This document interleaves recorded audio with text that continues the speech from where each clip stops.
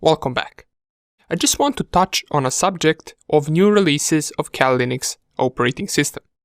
So I already mentioned when we downloaded our Kali Linux 2020.2 that in case there is a new version of Kali Linux available, feel free to download that one instead.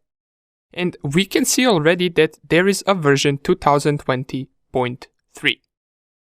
Now, this is something that you will have to get used to. Kali Linux makes around 4 to 5 releases every year. The good thing about them is that they don't have major changes usually. For example, if we go to the blog of the official Kali Linux website and we navigate to the Kali Linux 2020.3 release, we will be able to see what are the new things that we have.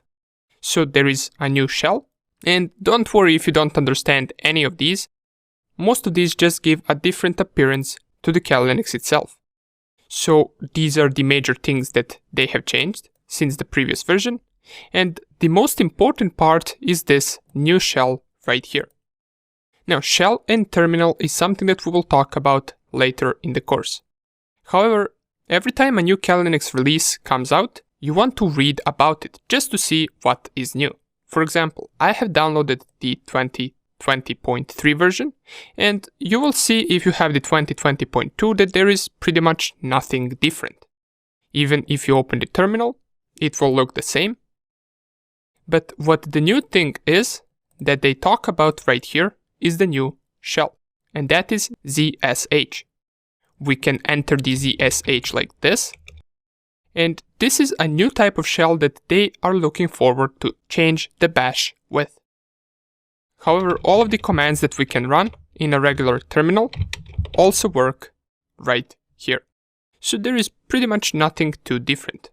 And another thing that I want to talk about besides the new releases of Kali Linux is that you can always download the release that you feel the most comfortable with.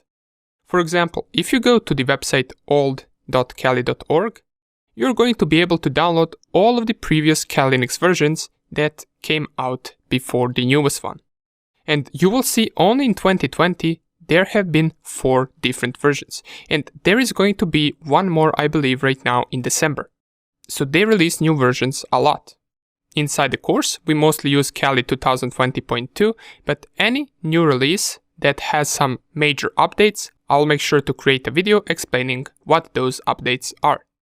Nonetheless, I just wanted to mention this, and let's get back to setting up our virtual environment. See you in the next video.